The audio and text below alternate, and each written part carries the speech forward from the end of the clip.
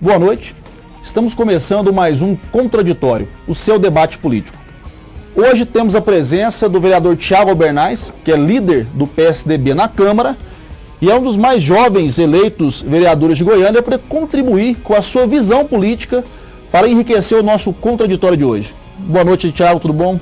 Tudo muito bem, obrigado mais uma vez pelo convite, Marcos. É um prazer estar aqui com vocês nessa noite, podendo colocar um pouco da nossa participação, um pouco do nosso debate, um pouco do nosso conhecimento, do que a gente também acha que é necessário debater nos dias de hoje. E o nosso outro convidado da noite é o doutor Alexandre Francisco, que é professor de Direito Eleitoral na PUC de Goiás e é assessor de juiz do TRE. Mais uma possibilidade de nos ajudar a entender melhor o que é a política, o que são as eleições e enriquecer assim o nosso Contraditório da noite. Boa noite, doutor Alexandre, tudo bem? Tudo bem, boa noite, Marcos, boa noite, seus telespectadores. Para mim é uma honra, né, estar novamente aqui com você. A gente já tem debatido sobre política, conversado sobre política nos corredores da Católica, né, da Universidade Católica. É um prazer estar aqui com você para nós debatermos com o seu telespectador para difundir um pouquinho mais, né, o que é a política e como o eleitor pode contribuir com a política no nosso país. Muito obrigado, agradeço a presença dos dois novamente. O nosso programa hoje, ele traz duas possibilidades de se perceber a política. De um lado, um vereador, um cidadão brasileiro com mandato em mãos, em seu primeiro mandato, né, diga-se de passagem, como já disse no início do programa, sendo um dos mais novos vereadores de Goiânia e já recebendo uma carga muito pesada, né, Thiago? Que é ser o líder do PSDB na Câmara e, como muitos imaginam, a voz do governador na Câmara, já que o governador também é do seu partido. Como é que tem sido isso para você hoje? Sendo já de primeiro mandato e já encarando uma demanda tão puxada como essa? Acho que, Marcos, é isso que a gente se propôs, né, já há algum tempo. Eu venho militando no processo político já há bastante tempo, venho do movimento universitário, participei das disputas estudantis dentro da Universidade Católica, participei do movimento partidário, vim da juventude do PSDB, tive a oportunidade de ser presidente estadual e tenho um relacionamento partidário muito intenso, né? Desde o meu início político eu venho participando dessa política partidária. E não poderia ser diferente agora no primeiro ano de mandato, né? Estando na Câmara Municipal com esse mandato de vereador nas mãos, me foi concebida a responsabilidade também de ser o líder do PSDB na Câmara de Goiânia e com certeza ter um trabalho, uma responsabilidade a mais de poder junto, né, com os meus demais pares, os vereadores que ali compõem a base de sustentação do governador naquele período dentro da Câmara, a gente poder apenas organizar o debate. Eu acho que o papel do líder na casa é exatamente esse, é poder organizar, é trazer as pautas e também defender os posicionamentos, né, da nossa base partidária. Eu acho que essa responsabilidade me motiva mais ainda a poder a cada dia desempenhar o meu melhor papel. Eu me sinto desafiado mais uma vez a poder assumir essa responsabilidade. Para mim é com prazer. Alexandre, você como uma pessoa que acompanha efetivamente, né, todo o processo político, afinal de contas trabalha com direito eleitoral, como é que você percebeu, e aqui é bacana de ter a presença do Thiago, o pleito de 2012? Ele foi um pleito onde a renovação nas casas do povo aconteceu com bastante força. E para o sistema eleitoral, como é que isso se processou? A gente sabe que a gente está num período de reforma política, num período do povo indo para as ruas. Como a questão jurídica do processo político está impactando no processo eleitoral e como você percebeu isso com essa nova leva de jovens políticos aparecendo no cenário? Olha, primeiro, né, a primeira questão que a gente tem que colocar é que o jovem deve sim participar da política. Isso aí tem que quebrar-se esse tabu de que política é algo ruim, é algo de Satanás, é algo do diabo. Não é. Né? A política é a arte disso, né? longe disso. A política é a arte do consenso e, como diria alguns, é aquela arte de você buscar fazer o bem comum, o bem da coletividade, tentar equalizar, resolver os problemas sociais por meio da política, né? O contrário da democracia é a ditadura. Então muitos apregoam aí que deve acabar com o partido, deve acabar com a política, mas eu acredito que não, né? Deve acabar com isso. Nós devemos modificar, dar um passo a mais, né? E nas eleições em Goiânia, principalmente, num primeiro momento, eu fiquei assustado, como todos nós ficamos, quando eu pergunto, por exemplo, aqui, quem foi o segundo colocado nas eleições para prefeito de Goiânia? Branco e nulo. Exato. Se nós formos chamar brancos e nulos, né, foi o nulo. O nulo foi sozinho ele, né, o segundo colocado. Porque o atual prefeito ele teve uma quantidade muito grande de votos, sim, teve, mas a grande destaque ali que a gente pode destacar foram mais de 18% do eleitorado que compareceu para votar e rejeitando todos os candidatos até colocados. rola muito aí nos círculos de conversa na faculdade mesmo, em vários locais, que o Jovair perdeu para o branco e nulo, ele não perdeu para o Paulo Garcia. Isso para um político, eu acho que deve ser um sentimento complicado. Eu acho assim, um nível Marcos, de desânimo do povo. Eu acho assim, que isso é um pouco do reflexo que a gente pôde acompanhar esse ano nas manifestações de ruas. Existe uma insatisfação, né, de modo geral, principalmente vinda da juventude brasileira hoje, com o processo, como é lidado o processo político. Eu vejo que o processo eleitoral ele é tido de duas maneiras. Uma, a parte da civilização, da população em si. A população cada vez mais tem desacreditado no processo político, no processo partidário, e eu quero aqui dizer, sou jovem também e vejo que na nossa geração a gente ainda não teve a oportunidade de discutir política. Né? A gente não os teve... próprios mandatários fazem um desserviço à causa Com que é certeza. terrível. Eu vejo que há décadas passadas a juventude pôde participar das diretas já, pudemos participar do Fora Collor, e essa geração que está aí na sua segunda ou terceira participação eleitoral, ela ainda não teve a oportunidade de se expressar politicamente. O processo político não vem deixando espaço para que o jovem venha a opinar. É por isso que eu acho que nós tivemos as manifestações esse ano e acredito que elas devem voltar a continuar quando a gente se aproximar das eleições ao ano que vem. Mas isso é uma falta que vem dos mandatários. Com certeza. Os próprios políticos não fazem essa troca de informação. Eu vou dar um exemplo do que aconteceu na Católica agora, essa semanas passadas. Nós tivemos um congresso, né, 25 anos da Constituição Federal. E aí, dentro dessas palestras, vários debates, e aí as pessoas indo, os estudantes comparecendo e tal. E aí, quando era com debate, palestra, auditório pela metade. Otimista, né? Vazio praticamente. E teve uma palestra à tarde, quarta-feira à tarde, com um tema Cine Direito. Né? Vai se discutir o direito a partir de um filme. Lotou o auditório do Campo 5 da PUC de gente totalmente sentada embaixo. Lá tem dois pisos, todo lotado, com as pessoas sentadas também no chão para assistir. Né? Então, esse modelo que nós temos, moderno, que se usa há algum tempo, hoje ele já não impacta, né, aos jovens. Né? Então a política ela tem que também dar um passo para o jovem. Então a campanha, por exemplo, com mídias feitas no Facebook, no Twitter, no YouTube. Precisa uma nova formatação da comunicação política para atrair esse público. Exato. Que eu pensar no jovem, assistir o horário eleitoral, isso não vai acontecer. Né? Mas eu recomendo ver os meus alunos para assistir, porque tem coisa muito engraçada. Até para dar risada vale a pena.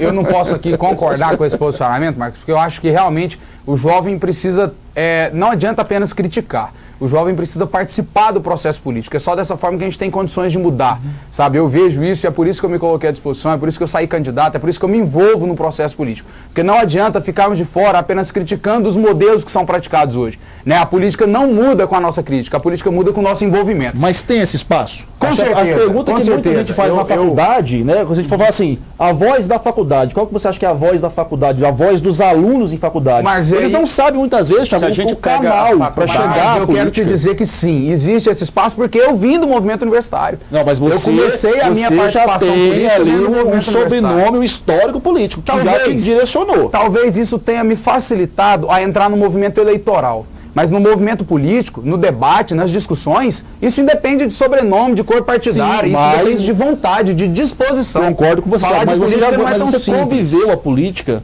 na sua formação de caráter, você conviveu a política, você viu seu avô, então, direto ou indiretamente, você já vivenciou o processo político. Os alunos da faculdade, muitas vezes, têm um pai e uma mãe que falam para eles que política não resolve nada. E já criam essa barreira. Mas eu vejo não apenas o pai e a mãe, mas a própria sociedade, naquilo que eu falei, de satanização da política. Isso é muito preocupante. Quando a gente fala no setor universitário, né, na população ali universitária, é preocupante, porque em tese ali o que nós temos, uma elite cultural. né? E uma elite cultural, você sabe, Marcos, muito bem disso, é a política. Né? A política. Passa-se o carro da política, passa-se o trem da política, acontece a política e as pessoas assistem paradas como se estivessem fazendo parte da paisagem. Isso é preocupante. Como você colocou, vereador, eu acho que isso deve ser feito sim, Thiago, porque da política mais próxima do jovem. Né? Então nós temos no âmbito federal, né, por exemplo, a Câmara dos Deputados Infantis, alguma coisa nesse sentido, que vai lá alunos, né, participar, ou ter momentos ali como deputados federais, saber como funciona, apresentando um projeto de lei. No Senado a mesma coisa. A Escola Judiciária Eleitoral do TRE de Goiás também tem um que é o jovem eleitor, ou eleitor do futuro, melhor dizendo. E a Câmara de Vereadores de Goiânia, por exemplo, o que ela tem para atrair esse público? Porque não, nós temos o Tribunal de Justiça que realiza sessões do Tribunal do Júri nas universidades. Mas nós não temos uma sessão da Câmara, por exemplo, boa ideia, nas universidades. Pode levar isso para lá, hein, levar Thiago? o debate naquilo, ou pelo menos convidando. Né, convida. No Tribunal de Goiás, Regional Eleitoral de Goiás, por exemplo, nós temos um programa na EGE também, a universidade lá dentro. Então vai jovens ouvir palestras, ouvir como funciona a urna eletrônica, como funciona o sistema eleitoral. E na Câmara de Vereadores, na Alego, o que nós temos? Não, e vale lembrar também, só um dado, até para te ajudar a visualizar esse cenário. Se você pegar hoje no TSE e for buscar ali o percentual de eleitores por faixa etária, de 16 a 20 e poucos anos, que seria esse público que você colocou, Thiago, de primeiro, segundo pleito, tem mais de 30% de eleitores. É verdade. Então, efetivamente, eu faço coro com o doutor Alexandre, que falta um pouco mais da classe política descobrir o canal para atrair isso. Falta ferramentas, realmente. Eu vejo que faltam as ferramentas e isso é uma deficiência ainda do poder público. Eu falo de um modo geral. A Câmara de Goiânia, falando daqui da nossa Câmara de Goiânia, nós temos uma ferramenta que é a participação de escolas, né, de ensino médio e fundamental, né, de visitas à Câmara. Existe esse programa, existe um historiador que trabalha junto conosco lá na Câmara de Goiânia, que faz todo o processo de apresentar a Câmara, o plenário, os seus trabalhos. Isso acontece de forma frequente, mas eu vejo até que é necessário implementar ainda mais esse trabalho. É possível a gente acrescentar mais informações e até mesmo poder levar esses alunos em um horário de trabalho em plenário, para que eles possam estar acompanhando esse trabalho que vem sendo realizado. Agora, é claro, isso é todo um processo também de adaptação. É necessário que a gente tenha, né, de ambas as partes, seja do poder público e também da população, o interesse de se envolver. Eu vejo que a gente criando esse mecanismo, cada vez mais a gente vai ter um melhor diálogo, uma melhor compreensão e aí também o envolvimento dessa população no processo político. Infelizmente isso aí complica um pouquinho mais quando a gente observa a qualidade dos debates. E eu, como professor agora universitário, eu tenho uma preocupação de, em sala, a gente explica o que é certo, como que se deve fazer, a teoria. E a teoria é uma coisa, né? E na prática, a gente vê que vai lá no deputado, escutar um deputado, a gente sai horrorizado. Horrorizado com o nível. E às vezes assim, parte para agressão pura e simples, sem qualidade. Né? E aí, por isso eu faço coro novamente ao programa, né? Louvo esse programa, porque nós temos em Goiás um programa ou que né, meio marrom, ou é aquela coisa de soltando cachorro mesmo, aquela tem que soltar. Então não temos um programa mesmo de debate de nível. Né? E na Câmara de Deputados e na Câmara de Vereadores, corre-se o risco disso acontecer. Né? Nós temos, por exemplo, na Câmara, na Alego, nós fazemos uns levantamentos de medalhas, sessões concedendo medalhas, assim, muito. E que efetivamente para a população não reverte em nada. Em nada. Né? E, eu vejo por que exemplo, isso é um pouco da falta de contribuição do parlamentar para a população. Né? Eu até vi uma matéria sua no jornal, onde você mesmo critica o baixo nível do debate na Câmara. Gente, assistam TV Câmara e TV Assembleia. Infelizmente, a gente vai ficar horrorizado nos primeiros momentos, porque existem parlamentares que prestam, como eu disse no início do programa, um desserviço para a política brasileira. Eu ia falar isso. Vocês têm que começar a reprimir esse pessoal. Eu ia falar isso agora, mas eu venho tendo um posicionamento, a partir do momento que eu tive a oportunidade de ser vereador por Goiânia, de estar debatendo o alto nível. Eu acho que a gente precisa, num primeiro momento, cobrar a coerência dos parlamentares. Não adianta a gente ser situação ou oposição e trabalhar por quanto pior melhor. Eu acho que não é dessa forma. A população não quer mais isso do processo político. A população não aguenta mais ver o desserviço sendo tratado de forma pública. Com certeza, o momento agora é que a gente tem que saber a sabedoria para falar do lado que o povo escuta. É exatamente isso que a gente precisa entender. É necessário prestarmos um serviço de qualidade à população. É isso que ela quer ouvir. Ela quer ouvir algo que um dia o PT e o PSDB possam estar discutindo alto nível, mas de propostas, e não de um interesse partidário de vermelho ou de azul. Eu acho que essa bandeira é que a gente precisa apresentar à população. E cada vez mais atitudes como essas vão aproximar a população do debate. Enquanto nós ficarmos no debate de se é azul ou se é vermelho, a gente vai cada vez mais afastar. E essa coerência é que eu tenho tentado trabalhar dentro da Câmara de Vereadores, dentro do nosso partido. Eu acho que o momento eleitoral se debate a cor. No momento que se passa as eleições, vamos discutir propostas, vamos discutir projetos. Até porque a legislação de qualquer um dos lados é para vocês, é para todo mundo. Com certeza. Uma coisa que eu certeza. pontuo bastante, até falei isso muito nas redes sociais recentemente, é que a gente, por muito tempo, ouviu-se dizer que você eleitor, você cidadão, é apenas massa de manobra na mão dos governos. Só que a gente tem percebido que dentro das casas de leis, dentro da Câmara e dentro da Assembleia, existem blocos de manobra que não estão ali para contribuir com o debate, para contribuir com o bem coletivo, mas simplesmente para representar suas forças e a manutenção dos seus poderes. E isso é prejudicial para a sociedade. E por isso, Heitor, que você tem que prestar atenção nesses movimentos e ficar mais atento e crítico. Eu até questiono a situação atual do país, onde o judiciário passa a ter um papel mais importante que um legislativo. O doutor Alexandre, que é da área jurídica, pode falar bem sobre isso. A gente está vivendo uma situação onde as pessoas idolatram o ministro do Supremo e escarnecem completamente um executivo e um legislativo. Essa inversão de papéis é estranha. Como é que você tem percebido isso, Alexandre? Você sendo do TRE, como é que está a percepção popular em relação ao judiciário? Olha, primeiro está um nível bem de uma aceitação muito grande, né? Parte da população no modo geral. Da parte de questão política, jurídica em si, aquelas pessoas, pelo menos na academia, né? Pelo menos nas universidades, nós temos visto a atuação do Supremo com medo. Porque nós começamos a ver juízes agindo como se fossem justiceiros. Né? Não estão julgando, às vezes, nos autos, ou estão jogando ali para a plateia. Né? Aquela palavra que o Joaquim Barbosa falou há algum tempo atrás para o ministro Gilmar Mendes: ministro, saia às ruas. Espera lá, o judiciário, ele não pode julgar com a voz das ruas. Ele tem que julgar com a voz dos autos, aquilo que está provado. Sobre a luz não da é lei. escutar a luz da lei e a luz das provas dos autos, principalmente. Não é porque a população pede a condenação que o Poder Judiciário vai condenar. O Judiciário no Brasil não é eleito exatamente por isso. No exemplo dos Estados Unidos, em que os membros do Poder Judiciário são eleitos, ele precisa julgar e mostrar serviço. Né?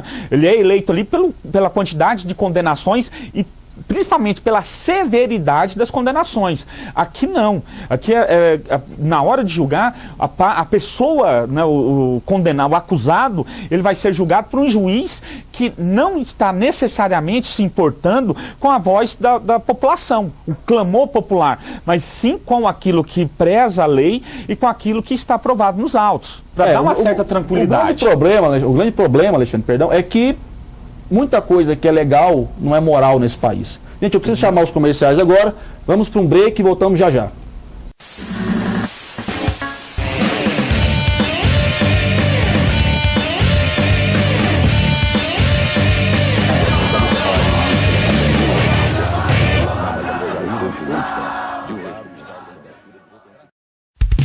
Creme Mel é delícia demais. Creme Mel com frutas naturais, leite puro, o sabor que vai te conquistar.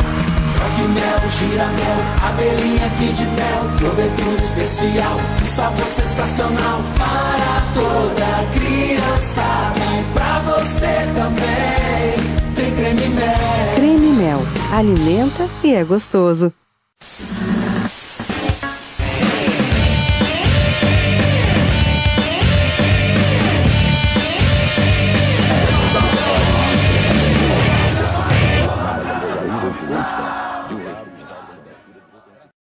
Estamos de volta com o seu contraditório. Hoje recebendo o vereador Thiago Albernaz e o nosso professor da PUC e assessor de juiz do TRE, Alexandre Francisco. Bom, no primeiro bloco falamos aí sobre a necessidade de engajamento da juventude, sobre muitas vezes a falta de uma boa atuação dos políticos para poder gerar esse engajamento, estreitar essa relação. Pontuamos também, muito en passant, a questão da reforma política. Eu quero, nesse bloco, poder aprofundar um pouco mais, porque, afinal de contas, a reforma política que foi proposta no primeiro momento pelo governo federal está cada vez mais distante de acontecer para as eleições de 2014. Porém, em um nível maior ou menor, nesse primeiro momento, ela vai impactar todo o cenário político, tanto para os políticos, quem tem mandato, quem vai buscar o seu mandato agora em 2014, quanto para a Justiça Eleitoral.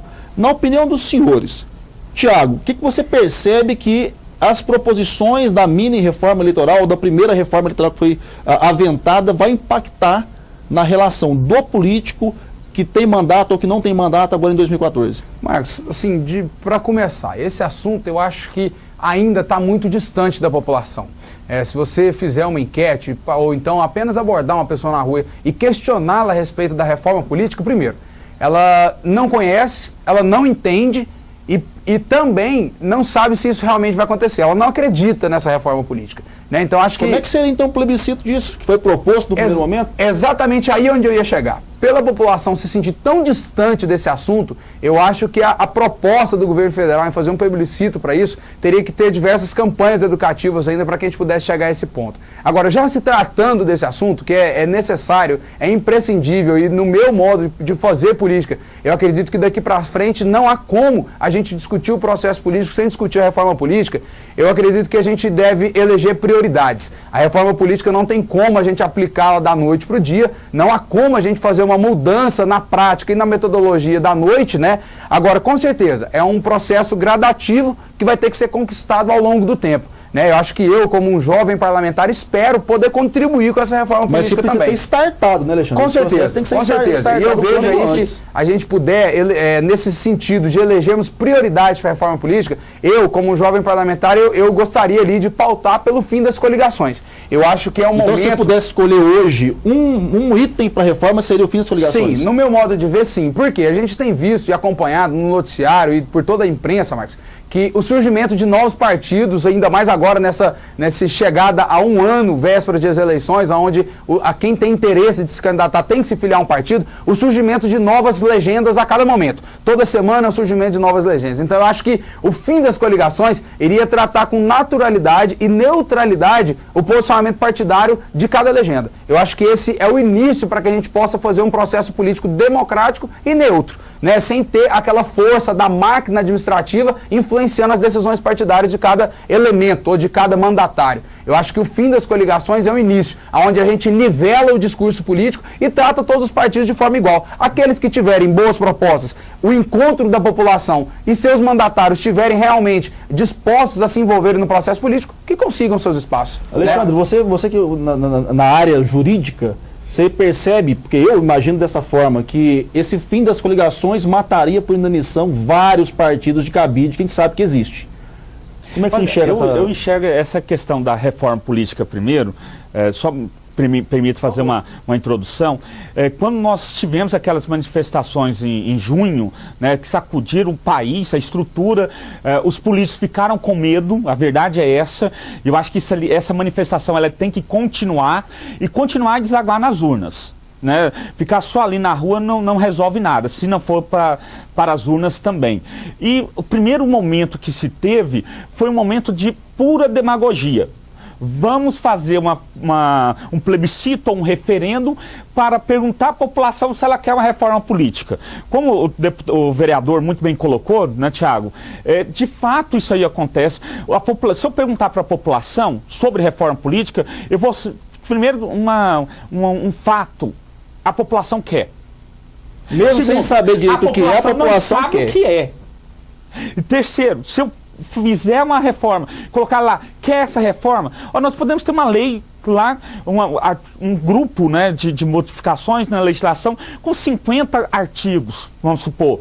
E 50 itens, né, de modificações. Alguns o eleitor vai concordar, outros não. Só que ele vai ter que votar no bloco. Como que eu pergunto para o eleitor se ele quer no bloco? Aí quem elaborou o bloco já embute ali, né? Como acontece muito na nossa legislação, já embute uma brecha para a coisa só na nossa legislação. acontecendo. Vamos lá, nós temos a questão da Venezuela. Eu gosto de citar a Venezuela como exemplo, porque é muito rico o exemplo, de tão pobre que é muito rico. Paradoxal, mas é isso mesmo. O Hugo Chávez coloca lá na Constituição, né, que reeleições indefinidamente. Pergunta para o povo vai lá, rejeita. Fala, olha, vou usar a expressão que ele usou, desculpem pelo termo chulo, né? A oposição teve uma vitória de merda. 6 meses depois, coloca para o povo de novo. Ó, povo, eu vou dar uma nova oportunidade para vocês pensarem melhor, né? E aí o povo vai e fala, nós queremos reeleições indefinidas. Ora, isso aí é uma covardia o que se faz com o povo, eu fazer uma alteração tão grande e perguntar para o povo. Eu perguntar para o povo se ele quer, como foi na plebiscito, quer que muda a estrutura de partido, reeleição. Isso aí o povo quer. Financiamento, campanha. Como vai fazer, né, o que deve ser estudado, não pelo povo em si, mas pelos representantes. Pessoalmente, eu entendo que deveria se eleger uma Assembleia Constituinte específica, né? Uma Assembleia Constituinte fora de ano eleitoral, para um ano de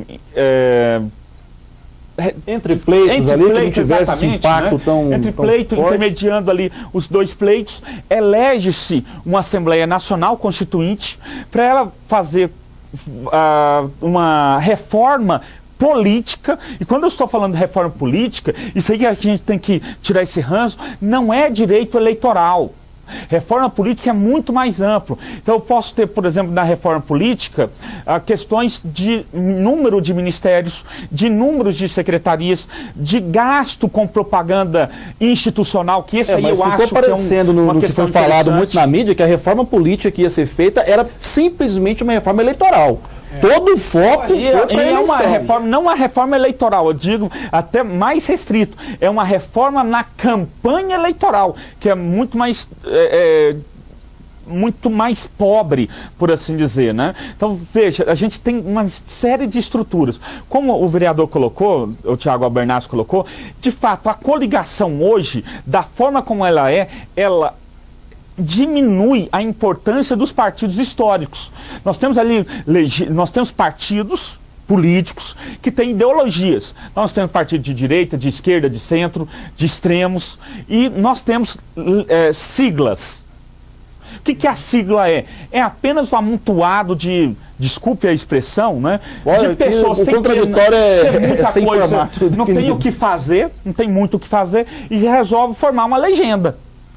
Então nós temos ali ruralistas, nós temos grupos de debates religiosos, nós podemos ter grupos dentro dessa legenda de direitos homossexuais, então temos tudo aquilo ali, né, uma celeuma partidária. Doutor Alexandre, só um parênteses no que o senhor está dizendo, é tão contraditório isso que as siglas, muitas das vezes, como o senhor mesmo colocou, a gente vê que falta ideologia. Você vê um partido que se diz socialista ter como presidente um dos maiores empresários do Estado. Isso aí meus alunos me cobram na faculdade. Como é que eu vou explicar para eles? Eu vejo que isso é o puro do contraditório, né? Você vê que realmente a instituição partidária hoje, ela perde o seu foco, perde a sua referência. Ela não tem uma bandeira definida, principalmente quando você vê esses exemplos, né? Você vê um partido que se diz socialista, que defende essa bandeira, tendo um empresário, um dos maiores empresários hoje, né, do nosso estado, presidindo essa sigla. Salvo engano, o presidente da Fiesp também se candidatou em São Paulo, e perguntar para ele isso, né? Que ele também estava num partido, tinha o socialista no meio. Perguntar para ele isso, e ele saiu com esta. Não, é só um S. Pois é só um S. Então Veja isso, não é ideologia mais que nós estamos falando, nós estamos falando de siglas. Agora, e ele próprio assume a condição de sigla do partido. Voltando no tema, assim, só para a gente retomar, Marcos, se você me permite, o tema da reforma política, eu vejo que é exatamente como a gente estava dizendo. É necessário elegermos prioridades. Não há como você fazer uma mudança de imediato, até porque é necessário que a população acompanhe isso de forma cultural. É necessário que a gente possa estar adaptando a população a esses novos paradigmas do processo político. Mas, e é Thiago, claro, além a principal reforma política que nós devemos ter e que a população deve acompanhar isso, é entender que a principal reforma política que nós temos é o voto. A ferramenta que nós temos para fazer a reforma política é o voto que todo cidadão tem na mão. O voto é a ferramenta que nós temos para mudar. Quando a gente fala de que a população vem criticando, enojando o processo político, a gente fala, não adianta criticar se não participar. E eu volto nessa frase, não adianta criticar se não participar. E a forma que a população tem de participar é utilizando da ferramenta que nós temos, que é o voto. O voto é a principal contribuição para a reforma política que toda a população tem como contribuir. O problema que nós temos é o sistema eleitoral nosso. Aí eu puxo a responsabilidade para a gente. Eu miro olha só, num caso de vereador, deputado estadual, deputado federal. O eleitor mira num e acerta outro. Tem uma família aqui em Goiás, que se aposta de um partido, se candidata ali, o marido aposentou, entra a filha no meio, entra a descendência no meio, a esposa deputada estadual, só fica ali e se aposta do partido, não deixa ter outras pessoas, lideranças chegarem naquele partido. Quando chega alguma liderança, ela sai daquele partido e vai para outro partido para se tornar liderança. O eleitorado vota, está votando nos candidatos, na eleição proporcional isso aí acontece, você vota num, vai dando muito voto, e na verdade você está elegendo essa pessoa que você não quer. Então eu acho sim que o voto deve ser feito com consciência, mas infelizmente nós colocarmos tudo na conta do eleitor, aqui está lá a representação que o eleitorado quis. O camarada às vezes ele bate no peito, eu fui eleito. Não, pera lá, o partido te elegeu. Nós temos aquele exemplo do Enéas Carneiro, ele foi eleito com uma quantidade histórica... 1.400.000 votos, não, 1.500.000 mais, votos, coisa assim. Mais de 1,5 milhão de votos. Mais de 1 milhão. Você elegeu o PRO inteiro. Ele elegeu ele e o PRONA inteiro, não elegeu mais, porque não tinha mais candidatos. O PRONA colocou 4 ou 5 candidatos à época, o último candidato a ser eleito no PRONA teve exatos 132 votos. Eu costumo brincar, se eu estivesse lá no PRONA e eu não tivesse votado em mim, e eu tivesse 0 votos, nem eu votei em mim, tive 0 votos, eu seria eleito. Ora, como assim? Uma pessoa ser eleita com 0 votos? No nosso sistema atual, nosso sistema, ele realmente ele tem uma... E ele vai essas mudanças tem que ser priorizadas, essas mudanças. Então, e o fim da coligação contribui com isso. Eu acho que contribui, é o primeiro passo. A questão do voto facultativo ou obrigatório, eu acho que deve-se pensar nisso aí. A questão do voto distrital, eu acho que nós devemos sim pensar em adotar um outro sistema para as eleições no parlamento. Eu acho que é passado da hora de pensar nisso. Algumas questões pontuais que se colocam, por exemplo, a unificação da eleição, eu acho extremamente perigoso. Porque uma eleição mais importante, no meu ponto de vista, não sei se vocês vão concordar, mas é a eleição municipal. E ela estaria perdida ali com a eleição presidencial no meio. Acredito que ela seria sufocada pela própria estrutura que aconteceria durante o processo. Isso nas capitais. No interior, talvez acontecesse o inverso. A eleição municipal ali, talvez ela sufocasse as outras, porque nós todos sabemos que a eleição no interior, a eleição municipal no interior, na verdade a eleição municipal ela é a mais próxima da população. Exato. No município, no interior, isso aí acontece. Nas grandes capitais, talvez estaria perdida nisso aí. Eu percebo o seguinte, que é fundamental que todo mundo que faz parte do processo político, e aí eu volto a afirmar, como já disse em outros programas, todo cidadão, toda cidadã faz parte do processo político. Então, como o Thiago colocou, existe a responsabilidade do eleitor porque ele tem o voto na mão, a ferramenta? Existe. Existe a responsabilidade dos políticos em fazerem um esclarecimento melhor? Existe. Existe a responsabilidade da mídia, que é quem dá o enquadramento para o processo político na casa do eleitor, existe também. E existe, principalmente na minha visão, a nossa responsabilidade. Quando eu falo nossa responsabilidade, são das pessoas que têm um pouco mais de conhecimento sobre o processo, de disseminar esse conhecimento. Eu não preciso ter um programa, eu não preciso ter um mandato, eu não preciso estar no TRE para conversar com as pessoas próximas a mim sobre política. Exatamente. Levando o conhecimento. A participação é o primeiro passo. O que a gente tem Isso daquele tem que ser o ditado? povo também. Futebol, religião e política não se discute. Mas Ora, é a idiotice, coisa né, gente? mais idiota que possa existir.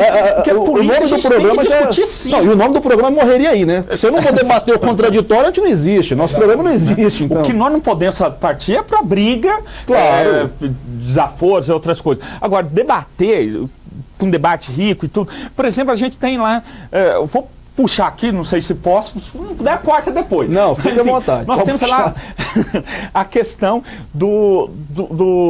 das eleições municipais. Prometeu-se lá, ficou a guerra dos CMEs, né? Quem construir mais CMEI ganha a eleição. De repente a gente tem lá, eu vou construir 81 CMEs, eu vou construir 90, eu vou construir 40 e tal. E aí se parou nisso, no número. Mas não se perguntou em nenhum momento, seja na mídia, na hora do debate, né, seja dos outros candidatos, como vamos construir 81 CMEs? Da onde vai tirar recurso para isso? E eu acho que a questão de se debater os recursos públicos, o orçamento público é extremamente importante. Nós temos obras sendo tocadas tanto em nível municipal, estadual e federal com empréstimos.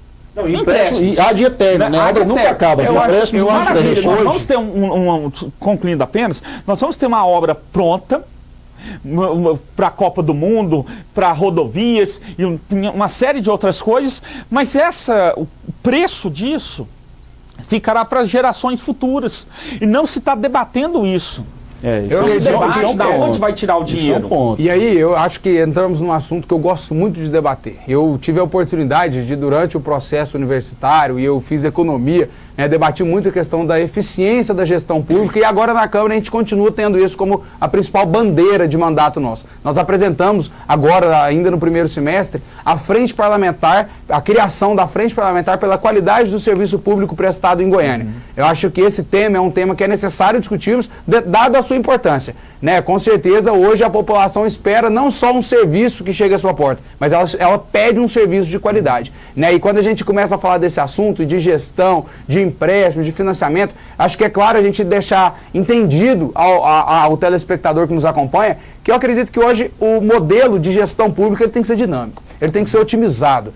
A população não pode mais esperar as ações serem remediadas. Não, pelo contrário. A gente deve atender o clamor da população com planejamento, com ações. E é isso que a população pede para nós, que os gestores públicos possam ser ousados, criativos e coerentes.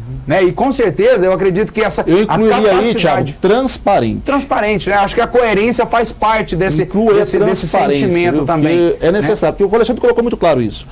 Nas campanhas existem promessas e mais promessas, muito palanque, muita construção, mas e depois? A gente viu essa semana passada, o programa vai ao ar na segunda-feira. Semana passada o prefeito Paulo Garcia esteve na Câmara e o que foi mais ecoado ali é a proximidade do limite de gastos da prefeitura. Sim. Então a gente percebe gestões, isso em vários âmbitos, municipal, estadual e federal, onde a máquina pública ela gasta tudo o que ela arrecada. E aí falta dinheiro para reverter o investimento do eleitor, do contribuinte, em prol dele mesmo. Então, acho que nesse processo de gestão que você está falando muito bem, sim, falta isso, gente. Falta de perceber que o dinheiro que a gente está pagando está alimentando uma série de outras coisas políticas que não a nossa vida em sociedade, ou a coletividade.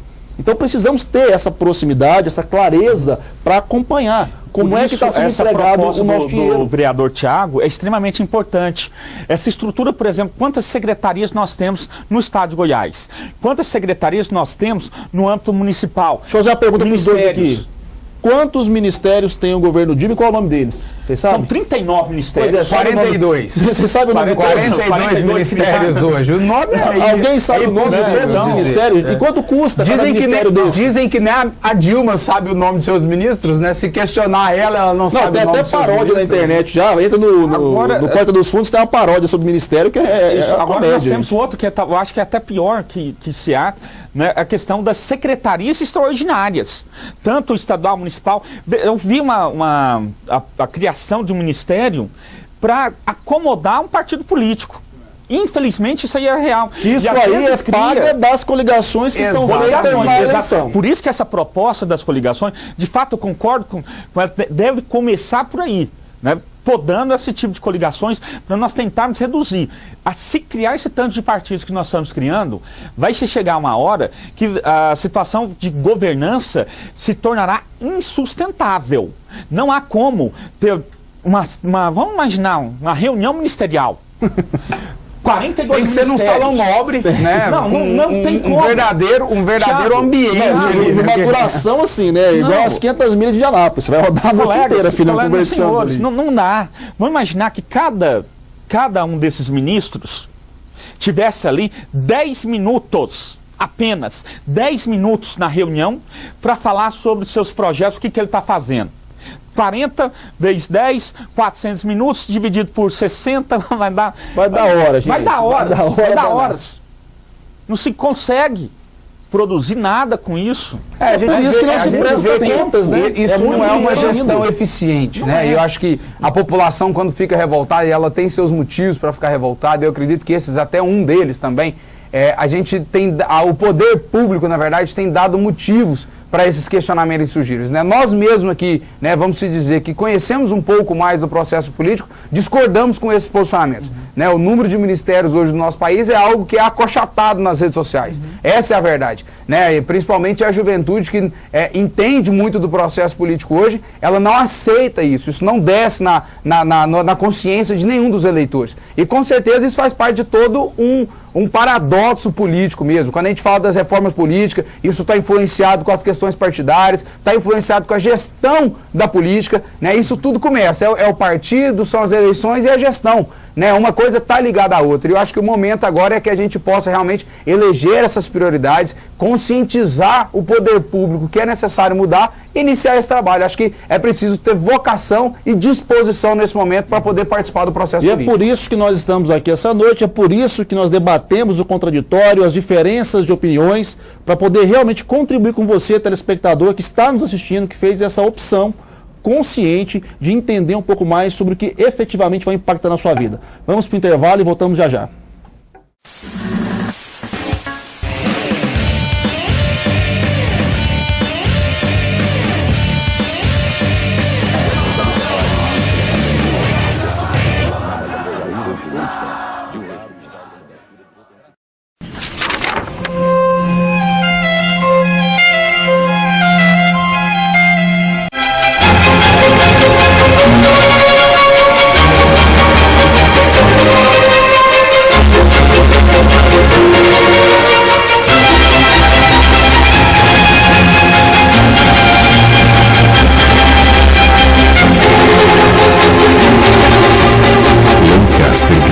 Sintonia com sabor.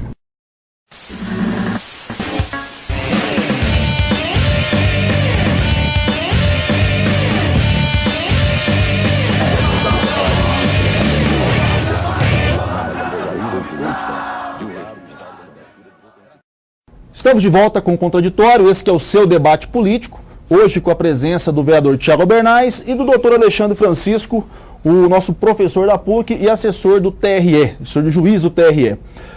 Bom, falamos já sobre as coisas pertinentes à política, sobre os desânimos que a política às vezes gera na população, a necessidade de engajamento, falamos sobre também a reforma política, como a gente percebe aqui que ela pode contribuir e efetivamente, né, gente, pode acontecer.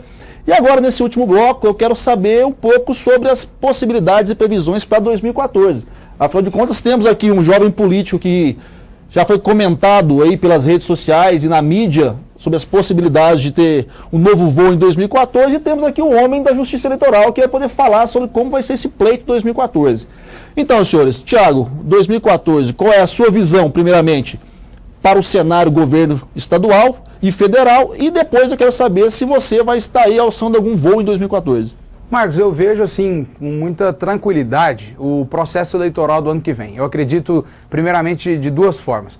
A gente vai ter uma participação popular muito forte o ano que vem, durante o processo eleitoral. Eu acredito que a gente vai haver algumas mudanças na prática eleitoral para as campanhas do ano que vem. Eu acredito que essa estrutura de cabos eleitorais, essa estrutura de comitês, isso vai ficar um pouco renegado à população. E isso vai mudar um pouco a condição, né, dos candidatos, daqueles que vão buscar os seus mandatos, seja para o parlamento ou para o executivo também, da forma de se comportarem durante o processo eleitoral. Eu vejo e espero que isso possa vir a acontecer. Agora, dentro do cenário, já entrando no cenário político, eu vejo, graças a Deus, que o PSDB vem conseguindo levantar um novo debate para o espaço território de Goiás. Com certeza, né, a base que hoje compõe o governo Marconi Perillo tem dado uma oxigenação ao debate. E quando a gente fala que o governador Marconi é o nosso candidato à reeleição, é porque ele vem demonstrando condições de disputar esse pleito. Essa fala do Marconi, né, que ele não vai ser candidato, não cola, né, gente? Acho que todo mundo tá em casa sabe que isso aí não vai virar, não. E o governador Marconi Perillo, ele tem sido muito racional quando ele trata desse assunto,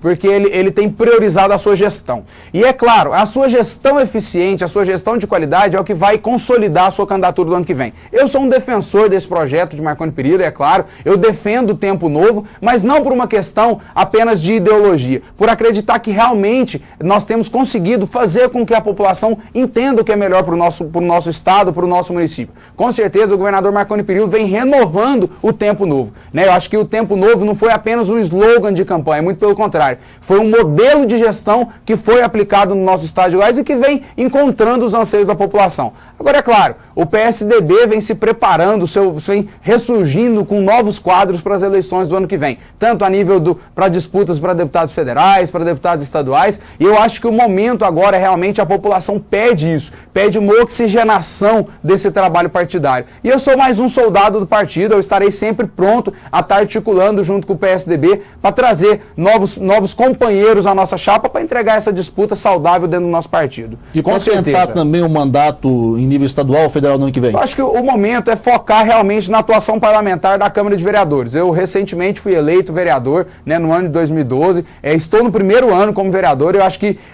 tenho a oportunidade de mostrar um trabalho do parlamento. E agora, é claro, como mesmo disse, né, o ano que vem é um ano que a população vai estar buscando uma renovação do processo político, não só de pessoas, mas de atitudes, principalmente dizendo. Né? E eu acho que essas atitudes que a gente vem tendo, claro que com certeza vão ser o gatilho que vai poder propulsar um projeto como esse. Mas eu quero nesse momento dizer que precisamos focar na atuação parlamentar como vereador, que é a opção que nós temos hoje. Né? Agora, é claro, o ano que vem a Deus pertence e o partido, com certeza, eu serei um soldado a construí-lo. Como todo vereador que vem nesse programa, a gente sabe que na entrelinha, existe possibilidade. Doutor Alexandre, e do lado da Justiça Eleitoral, o que vem de novidade para esse 2014? Como a gente tem percebido, pleito após pleito, que efetivamente o trabalho da Justiça Eleitoral está sendo muito bem executado. Mandatos são cassados quando acontece algo proibitivo durante o pleito. Realmente a Justiça Eleitoral tem feito um excelente papel, isso eu dou os parabéns aqui através da sua pessoa. O que a gente pode esperar em nível de atuação e de acompanhamento do TRE e do TSE para 2014? Bom, primeiro, a Justiça Eleitoral ela não se alegra com a cassação, né? Não é algo de uma felicidade estourar, né, foguete, sim, porque está caçando. Mas para o eleitor é um remédio amargo, que deve ser feito. Exatamente. Né? Para o eleitor isso aí é a asseguração do seu direito. Exatamente. Então nós, o primeiro passo que nós fizemos em 2012, você estava lá, sabe disso, foi uma campanha de esclarecimento ao eleitorado. Né, do eleitorado e também dos candidatos. Então tivemos palestras para os candidatos, para os partidos políticos, explicando para eles os limites ali da legislação eleitoral, para que eles evitassem a prática, né, de atos proibitivos. Então o trabalho da justiça não é só punitivo, não é educativo também. O cara erra porque quer errar. É preventivo. Então, num dos primeiros momentos desse debate político que se avizinha, exatamente simplesmente a Justiça Eleitoral ir até as emissoras de televisão, como nós fizemos em 2012, né, ali com palestras para a mídia, saber o que a mídia pode fazer, como que a mídia pode contribuir, aquilo que a mídia não pode fazer. Nós temos essa questão que às vezes preocupa, né? E por não conhecerem a legislação, falam mal da legislação, às vezes o cara está fazendo uma entrevista, né? Ele fica preocupado com o que ele vai falar e tudo, e critica a legislação sem saber que ele poderia perguntar. Como você fez agora para o Thiago. Perguntou se ele vai ser candidato a deputado em 2014 e ele saiu pela tangente, né? Muito ali como um bom político que é, não antecipou o debate, falou, olha, estou ali, né? Posso ser um deputado, sim, um candidato. Por quê? Porque até então, até 2009, se ele falasse aqui, eu sou candidato, amanhã nós tínhamos uma representação contra ele, né, com uma multa elevada, né, até então era R$25 mil mínimo, porque falou que é candidato, você também ia responder também, mais 25 mil, eu que estou aqui que eu sou inocente na história, então não seria, ia defender vocês lá, né? Então assim, havia isso, então teve uma reforma em 2009 que mudou isso, né? Olha, pode falar que é candidato, né, ou pelo menos pretenso candidato, o que não se pode fazer é pedir voto. Né? Então, falar, olha, eu estou pensando em candidatar, estou vendo prós e contras disso aí e tal, e pretendo me candidatar. Então, teve essas alterações e às vezes não tem a ciência, né, por parte do eleitorado. E eu acho mais importante, né, é a questão da liberação que o TSE fez este ano, a liberação das mídias na campanha eleitoral. Então, nós tivemos em 2010, né, o candidato Índio da Costa, né, ele postou lá no Facebook dele, nós somos candidatos, contamos com a sua colaboração. Teve lá uma multa, R$5 mil por esse Twitter.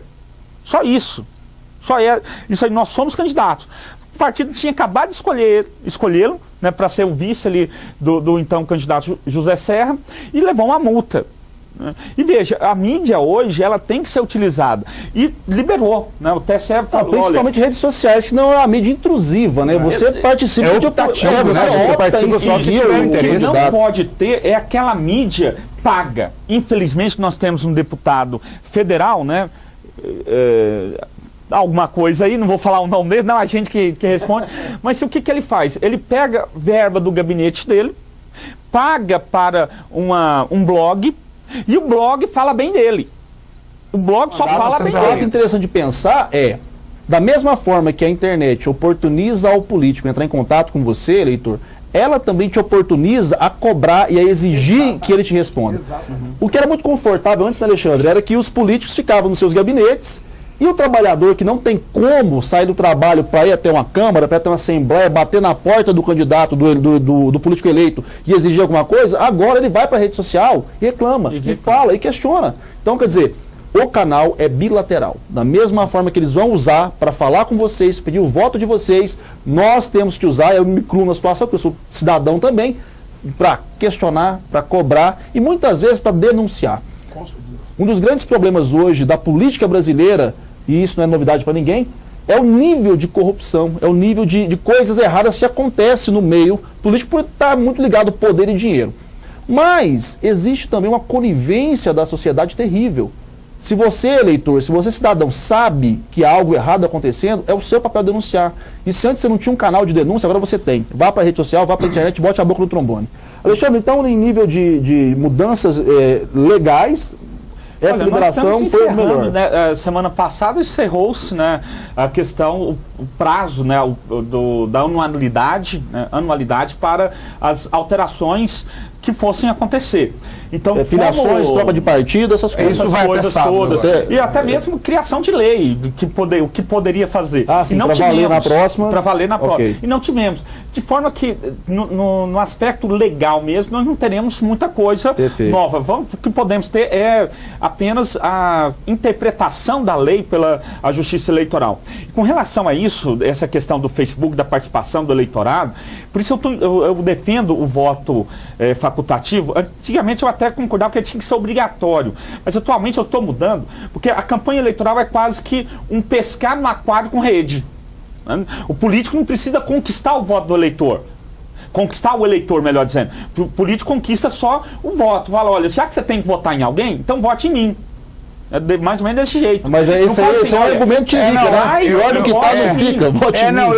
Então vai pra campanha, por favor, vai, levante cedo, vai lá conquistar o eleitor mesmo. Né? Não, eu então, não concordo muito, doutor Alexandre, com o seu posicionamento, até porque o eleitor ele tem outras opções. Ele tem o direito de votar nulo, de votar branco, né? Então, agora eu falo voto obrigatório no Brasil, onde você pode justificar. E se não justificar, depois de 60 dias você paga R$2 de multa. Eu não vejo mas que esse eu não vejo que esse o problema. A população pensa nisso. É. Sabe que é desse jeito. Se a gente pensar que... Mas eu não vejo que isso é determinante na participação do processo. Acho que o voto facultativo, ele é uma consciência que o eleitor deve ter. E é claro, é uma mudança cultural que nós vamos ter quando a reforma política estiver aceita pela população. Eu acho que a gente não deve, como eu mesmo disse, a reforma política, ela deve se eleger prioridades, e eu acho que o voto facultativo é algo que a gente ainda deve discutir mais à frente. Não é o momento da gente discutir. A população tem no momento de se interessar, de se participar e de votar bem. Acho que esse é o posicionamento. Vimos aqui oposições antagônicas, gente, eu estou em cima do muro ainda, eu estou pensando se eu concordo com um ou com o outro. Esse é um ponto de oposição entre as vozes da rua e os candidatos. E os políticos, a classe política. Enquanto a população pede o voto facultativo, a classe política fala que não. Como se você mesmo colocou, Tiago, né, que já tem tantas ferramentas. Ora, se já tem tantas ferramentas, então torna logo facultativo. Mas eu questiono um ponto também nesse caso, porque assim, muito se fala que se eu não tiver a obrigação de votar, eu voto por consciência. Eu discordo. Eu acho que não é essa a relação. Eu também não acho. E minha outra preocupação ok, a sociedade pede a liberação para a opção de votar ou não. Até que ponto isso é um nível de consciência de que eu vou votar realmente porque eu quero e acredito, e até que ponto eu quero só me isentar do processo, porque aí se der algum problema, a culpa não é minha, porque eu não votei ninguém. Esse é o ponto que eu queria levar. A população não quer se sentir responsabilizada pelo que vem acontecendo. É claro que hoje, nos dias de hoje, pela incompreensão do eleitorado diante das políticas que vem acontecendo, se a gente entrar numa enquete, vamos acabar com a Assembleia Legislativa, vamos destituir a Câmara, o Senado, a população vai aprovar com 90%. Né? Eu acho que esse não é o momento da gente tratar dessas mudanças. Com certeza a gente deve capacitar primeiro o debate para que depois a gente possa estar atribuindo mudanças. A minha questão do voto facultativo é essa maior dificuldade que o candidato vai ter para convencer o eleitor, não apenas a votar nele, mas ir votar. Então eu penso, isso aqui pelo menos doutrinariamente, que nós teremos um debate mais rico no sentido de levar o eleitor. Aí, hoje, doutor, só para concluir, eu acho que só para concluir, eu tenho medo de que o voto facultativo, na conjuntura política que a gente viva hoje, pode ser mais uma ferramenta, e eu quero ser bem simples, bem transparente quanto a isso, mais uma ferramenta da compra de voto. Já que ele não é obrigado a votar, aí que ele vai dificultar mais ainda o seu voto. Gente, o debate está em altíssimo nível, a gente teria assunto aqui para mais 2 ou 3 programas, e eu agradeço muito pela contribuição de vocês. O próprio programa, o próprio nome do programa, ele traz isso pra gente, é o contraditório, é a divergência de opiniões, sempre respeitando a opinião do próximo, ok? Quero agradecer a sua presença, Thiago, muito obrigado pela sua contribuição, por ter se disposto a estar aqui com a gente essa noite, falando um pouco sobre política para o nosso telespectador. Marcos, eu que agradeço mais uma vez a oportunidade de estar aqui colocando nossos posicionamentos, um pouco da nossa atuação parlamentar, e eu quero colocar o nosso gabinete à disposição de todos os telespectadores, é o gabinete 8 lá da Câmara Municipal, o nosso telefone é 3524-4383, entre em contato, critique, sugestione também a nossa participação. Meu muito obrigado ao doutor Alexandre também pela participação, pelo aprendizado nessa noite. Agradeço também ao doutor Alexandre, Francisco, muito obrigado pela participação, muito obrigado por ter nos trazido aí conhecimentos que efetivamente vão nos ajudar a pensarmos enquanto cidadãos, enquanto eleitores em 2014. Eu que agradeço o convite de estar aqui, a oportunidade, agradeço o vereador, muito jovem e muito atuante, né, na Câmara dos Vereadores, parabéns pelo início de mandato, está realmente exercendo aquilo que nós gostaríamos, Tiago. Continue assim e candidate aí outras vezes, nós precisamos de jovens, né, de outras pessoas, de ter uma renovação mesmo, e isso cabe a você também, eleitor, né, votar consciente, participar ativamente da vida da polis, né, votando e sendo votado também efetivamente. E agradeço também você, nosso telespectador, que nos acompanhou em mais esse programa Contraditório. Espero ter realmente cumprido aí com o papel do programa, que é trazer o debate político para a sua casa e principalmente para o seu julgamento. Então continue nos acompanhando, continue assistindo e participando desse programa, porque efetivamente é o que vai nos ajudar a melhorar a nossa condição enquanto coletividade. Você pode assistir esse programa pelo canal 14 da NET, às segundas-feiras, às 23 horas, e também pelo portal metropolinews.tv.br. Ok? Muito obrigado e até a próxima segunda.